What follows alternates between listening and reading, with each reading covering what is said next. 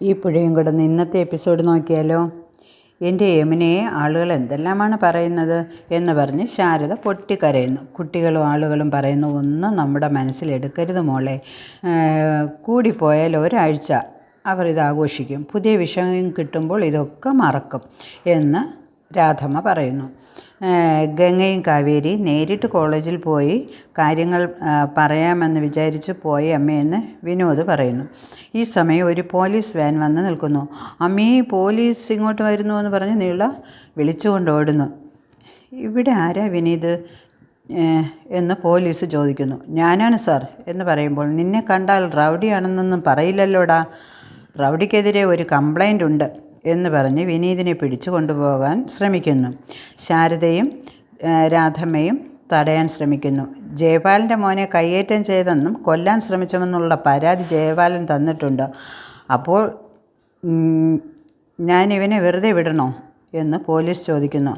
സാറേ, വിനീത് അവനെ തല്ലിയെങ്കിൽ അതിന് കാരണമുണ്ട്. അവൻ യമുനെ എന്ന് പറയുന്നത് വിനീത് അമ്മായി എന്ന് വിളിക്കുന്നു. ഒരു കാരണവശാലും യമുനയുടെ കാര്യം പറയരുതെന്ന് പറഞ്ഞിട്ട്, അതേ സാറേ, അവൻ്റെ ഫാം ഹൗസിൽ ചെന്ന് തന്നെ ഞാൻ തല്ലി. അതിന് തക്കതായ കാരണമുണ്ട്. അവൻ്റെയും അച്ഛൻ്റെയും അവൻ്റെ അപ്പൻ്റെയും പ്രവൃത്തി എന്താണെന്ന് സാറിന് അറിയാമെന്ന് എനിക്കറിയാം.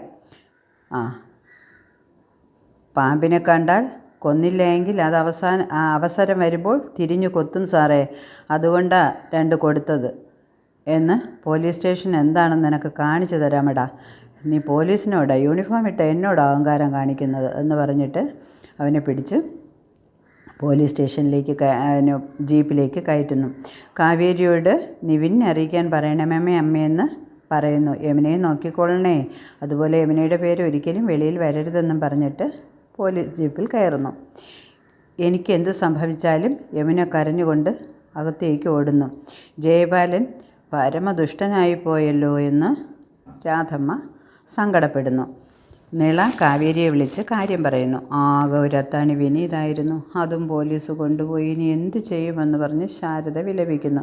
മോളെ കാവേരി, ഇവനോട് വിവരം ഒന്ന് പറയൂ മോളെ എന്ന്. പേടിക്കണ്ട അമ്മേ, ഞാൻ പോലീസ് സ്റ്റേഷനിൽ ചെന്ന് വിനീതേട്ടനെ ഇറക്കി കൊണ്ടുവരാം. യമുന എണീറ്റ് പോലീസ് സ്റ്റേഷനിലേക്ക് പോകാൻ ശ്രമിക്കുന്നു. സംഭവിച്ചതെല്ലാം അവിടെ ചെന്ന്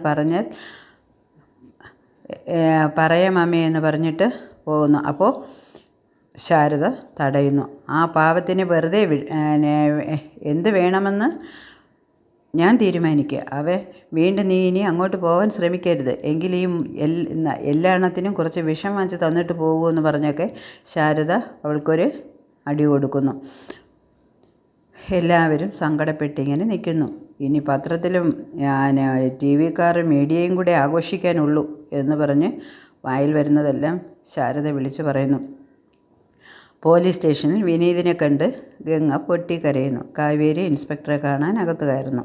ഇൻസ്പെക്ടർ പറയുന്നു, ആ നിവിൻ കൊള്ളാമല്ലോടി, മുകളിൽ നിന്ന് ഇത് 4ാമത്തെ തവണയാണ് വിനീതിനെ വിടാൻ വേണ്ടി സമ്മർദ്ദം വരുന്നത്. എന്തായാലും ഞാൻ അവനെ വിടാൻ ഉദ്ദേശിക്കുന്നില്ല കേട്ടോ.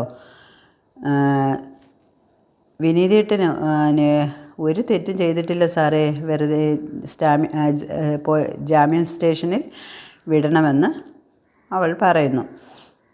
അന്യായമായി അവൻ എന്തെങ്കിലും ചെയ്തില്ലേ?